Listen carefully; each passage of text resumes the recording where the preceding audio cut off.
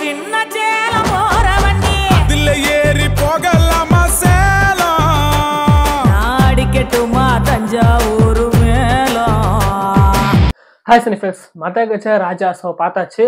So பொங்கலுக்கே release ஆனது கொஞ்சம் late ஆயிடுச்சு ரிவ்யூ வரதுக்கு. ஸோ படம் எப்படி இருக்குன்னு சொல்லிட்டு முதல்ல பார்த்துருவோம். ஸோ ஃபர்ஸ்ட் ஆஃப் ஆல் வந்துட்டு 13 வருஷம் கழிச்சு ரிலீஸ் ஆகுது. பட் இன்னுமே ரெலவன்ஸ் அப்படிங்கிறது இந்த படத்தில் இருக்குதான் செய்யுது. மோஸ்ட் இம்பார்ட்லி இந்த ரிவ்யூ ஸ்டார்ட் பண்ணுறதுக்கு முன்னாடியே வந்துட்டு டிஸ்கஷன் இந்த ஒரு இதே உள்ள ஆல்ட்ரிகோஸ் கூட ஒரு டிஸ்கஷனே போணுச்சு எனக்கு. என்னென்ன விஷயங்கள் பார்க்கணும் அப்படிங்கிறது. ஏன்னா நார்மலாக நம்ம ஒரு படம் பார்க்குறோம்னா அதில் வந்துட்டு ரெலவன்ஸ் இருக்கா, எமோஷன் ஒர்க்கா இருக்கா, ஏதாவது ஒரு டேக் அவே இருக்கா, இதெல்லாம் பார்க்க வேண்டியது இருக்கும். பட் 2012 எடுத்து முடிச்ச ஒரு கமர்ஷியல் படம் அப்படிங்கறதுனால அது எல்லாத்தையுமே வந்துட்டு உடைச்சிட்டு ஒரு நார்மலா ஒரு என்டர்டெய்னிங் ஃபிலிமா இருக்காங்கிறத மட்டுமே பார்க்க வேண்டிய சுச்சுவேஷனா இருக்குது இந்த சமயத்துல. ஸோ அப்படி மட்டுமே பார்க்கும்போது இந்த படம் வந்துட்டு ஓரளவுக்கு ஒரு அபவ் ஆவரேஜ் படமா அமைஞ்சிருக்கு. ஸோ ஃபர்ஸ்ட் ஆஃப் ஆல் வந்துட்டு ஸ்டோரி என்ன அப்படின்னா, விஷால் வந்துட்டு மதகஜ ராஜா அவருடைய பேரு ராஜான்னு கூப்பிடுறாங்க. ஸோ அவருக்கு வந்துட்டு சின்ன வயசுல மொத்தம் 3 ஃப்ரெண்ட்ஸ். அந்த 4 பேருமே சேர்ந்து ஒரு ரிலே ரேஸ்ல ஜெயிக்கிறாங்க. அதுக்கு காரணமா ஒரு பிடி மாஸ்டர். அந்த பிடி மாஸ்டருடைய பொண்ணுக்கு கல்யாணம்னு சொல்லிட்டு இவங்க 4 பேருமே வளர்ந்ததுக்கு அப்புறமா இன்வைட் பண்றாங்க. அங்க போகும்போது இந்த 3 பேருக்குமே, அந்த விஷாலோட ஃப்ரெண்ட்ஸ் 3 பேருக்குமே பிரச்சனைகள் இருக்குங்கிறது தெரியுது. ஒருத்தருக்கு ஃபேமிலியில பிரச்சனை, மீதிக்கு 2 பேருக்கு பண பிரச்சனை. ஃபேமிலி பிரச்சனை எப்படியோ ஃபர்ஸ்ட் ஆஃப்ல தீர்த்து வச்சிருக்காரு. பட் பண பிரச்சனை தீர்க்கணும் அப்படின்னா அதுக்கு ரிலேட்டான கேரக்டர் அப்படிங்கும்போது வில்லன் இன்ட்ரோடியூஸ் ஆகுறாரு. அவர் வந்துட்டு ஒரு 6 சேனல் 4 பிசினஸ் ஏகப்பட்ட விஷயங்கள் சொல்லிட்டு தமிழ்நாட்டை கண்ட்ரோல் வச்சுட்டு இருக்கிற ஒரு ஆளா இருக்காரு. அவர்கிட்ட போய் இவங்க கிட்ட இருக்கக்கூடிய இந்த பண பிரச்சனையை தீர்க்கிறாரா இல்லையா அப்படிங்கறதா மீதி கதை. சோ இந்த பிளாட்டுக்கு போறதுக்கே ஒரு ஃபர்ஸ்ட் ஆஃப் ஃபிலிமே எடுத்துக்கிட்டாங்க. எனக்கு தெரிஞ்சு இந்த படத்துல வந்துட்டு ஃபர்ஸ்ட் ஆஃப் கொஞ்சம் லேக் தான் இருந்துச்சு. பட் செகண்ட் ஆஃப் தான் இந்த படம் வந்துட்டு ஸ்பீட் அப்படிங்கிறது இருந்தது. முக்கியமா வந்துட்டு நான் ரொம்ப நாளா யோசிச்சுட்டு இருந்த ஒரு விஷயம் வந்துட்டு இப்ப எனக்கு ஒரு கிளாரிட்டி கிடைச்சது. என்னன்னா, ஏன் வந்துட்டு இப்ப அந்த வேங்கை, சிங்கம் இந்த மாதிரி படங்கள்லாம் பார்க்கும்போது எதனால இப்பெல்லாம் ஸ்கிரீன் பிளே வந்துட்டு ஸ்பீட் ஆக மாட்டேங்குது, அதாவது அந்த படங்களுடைய ஸ்பீடுக்கு வந்துட்டு ஏன் இப்போ உள்ள படங்கள்லாம் வர மாட்டேங்குது. இதுலயும் எமோஷன் சீன்ஸ் இருக்கு, அதுலயும் லவ் சீன்ஸ் இருக்கு, எல்லாமே அதுல உள்ளது எல்லாமே இதுலயும் இருக்கு. பட் ஏதோ ஒரு இடத்துல கத்திரி போட வேண்டிய சிச்சுவேஷன் வந்துருது. ஆக்ஷன் சீனை திடீர்னு தூக்கிடுறாங்க, இல்ல பாட்டை தூக்கிடுறாங்க, இல்ல லவ் சீன்ஸ் தூக்கிடுறாங்க.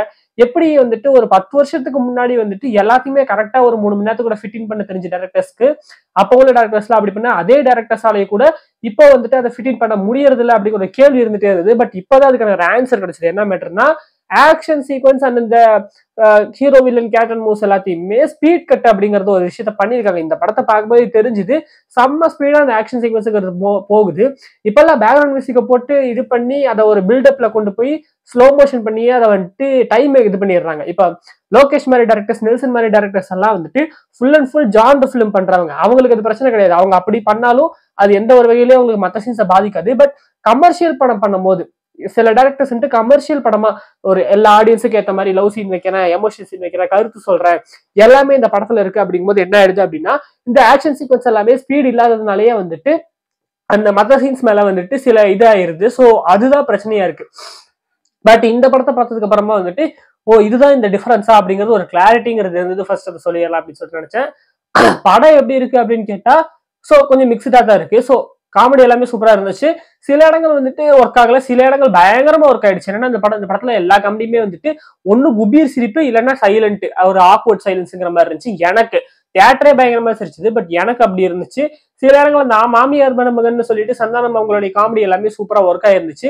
அது போக இருக்கக்கூடிய ஒரு சில இந்த அடல் காமெடி அப்படிங்கிறது பெருசா எனக்கு பிடிக்கல. ஏன்னா நான் வந்துட்டு இது இந்த ஜென்ரேஷன் அப்படிங்கறதுனாலயே வந்துட்டு அதை என்னால ரசிக்க முடியல. ஏன்னா நானே இப்ப அந்த 2010 மூவிஸ்ல எல்லாம் எடுத்து பார்த்தா சில படங்கள் மட்டும் தான் நான் இப்ப நான் போய் பார்ப்பேன். சில படங்கள்ல ஓவர் வல்காரிட்டி, அந்த அப்ஜெக்டிஃபிகேஷன், பிள்ளைங்க இந்த ஹீரோயின்ஸ் வந்துட்டு அப்ஜெக்டிஃபை பண்றது, இந்த மாதிரி காமெடிஸ்ல இருக்கிற படங்களை வந்துட்டு நான் ரீவாச் பண்ண மாட்டேன்.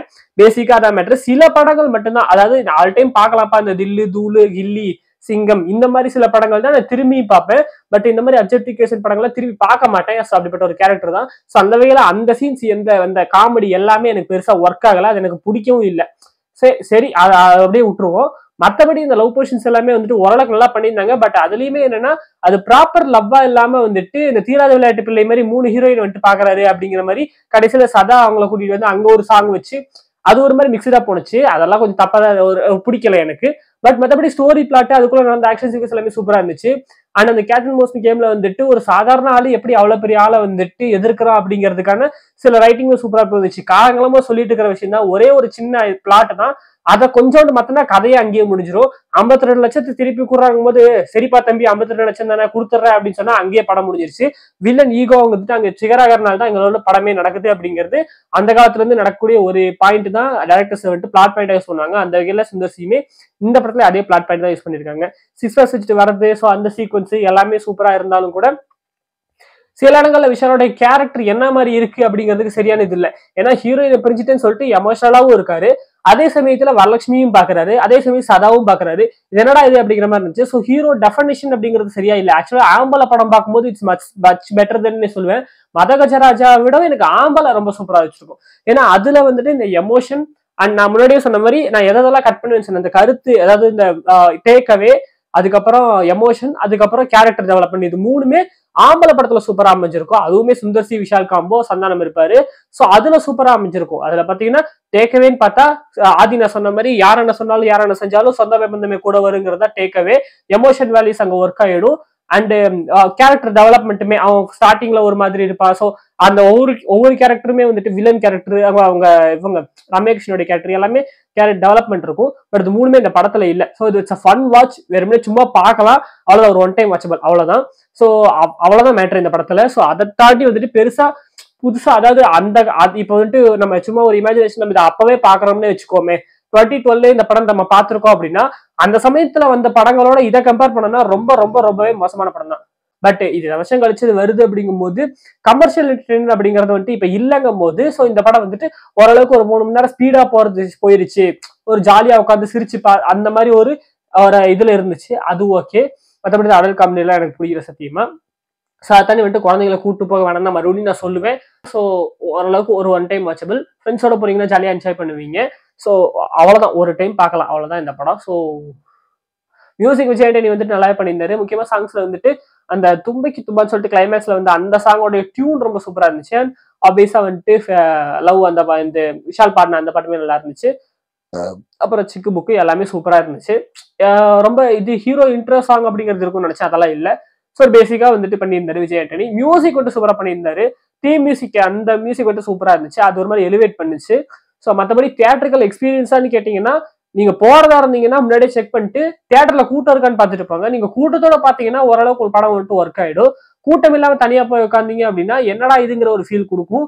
ஸோ அதனால கூட்டத்தோட போய் பாத்தீங்கன்னா ஒரு தியேட்டரிக்கல் எக்ஸ்பீரியன்ஸ், அவ்வளவுதான் மேட்ரு. ஸோ நாளைக்கு விடாமுயற்சி ட்ரெய்லர் வருது. ஸோ அதுல இருந்து மீட் பண்றது வரைக்கும் பை ஃப்ரம் மிஸ்டர் மசதா சனிகம் சினிமா வகைரா. குட் பை சொல்லி.